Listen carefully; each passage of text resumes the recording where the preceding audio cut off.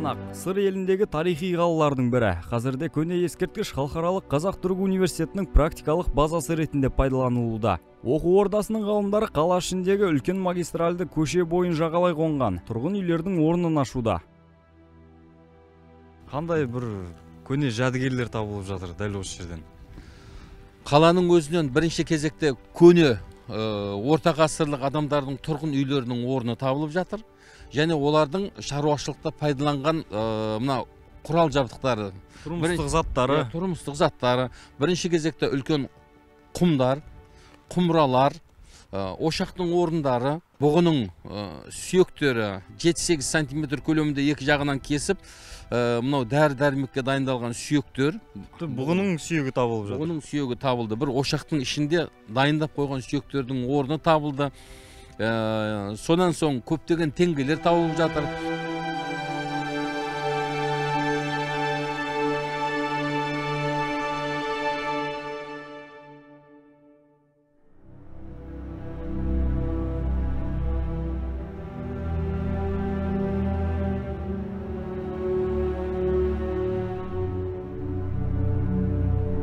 Біз басып келе жатқан жердің орнында не болған бұрын? Бұл енді Сығанақ қаласының ішінде медресе болған бұл жер. Медресе бізде енді тарихта бұрын айтып келді ғой, 2% ғана білімі бар, қалған азаматтардың білімі жоқ деп. Олай емес, арабша білім алған. Соның бір дәлелі мына орта ғасырлық мына үлкен мешіттің орнының шығуы. Осы жерде жастарымыз арабша білім алған, арғырап білімін жалғастырған.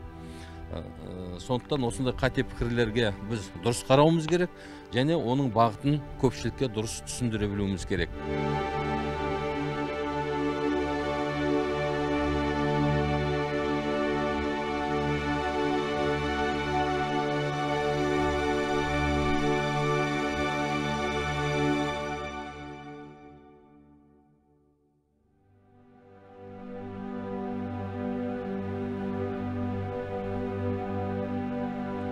Тарихи қала археология факультетінің студенттері үшін таптырмас орын. Өйткені теориялық білімін осында практикамен ұштастырып тереңдете түседі.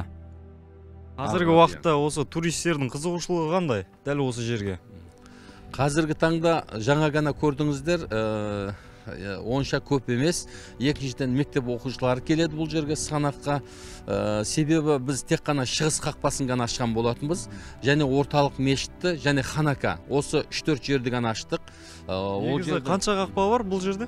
Бұл жерде жалпы тарихта 4 қақпа бар дейді. Соның тек қана шығыс қақпасы ғана ашылып отыр. Болашақта қазба жұмыстарын арқылы жалғастырып, 4 қақпаны да ашуға біз әрекет етеміз. Мынау Сығанақ бабамыздың басына зиянатқа әкеп отыр. Аллаға шүкір, осыдан 54 жыл бұрын келіп едім, 10 класс оқып жүргенде. Мінекей тағы да аяғым басып, 70-ге келгенде келіп тұрмын. Құдайға шүкір, мына еліміз аман, жеріміз тыныш болсын, әрбір жүрген қадамымыз сәтті болсын. Мына аталарымыздың, бабаларымыздың рухы қолдасын. Археологиялық қазба жұмыстары ауа райының қолайсыздығына қарамастан қарқынды жүруде. Жоба қараша айына дейін жалғасады. Сығанақ қаласының орталық алаңында дәл осы жерде тұрғын үй орны болған. Соны дәл қазір осылай ашып жатырмыз. Бұл бір керемет игі іс деп ойлаймын. Орта ғасырлық қаланың орнын ашу шынында бір игі бастама.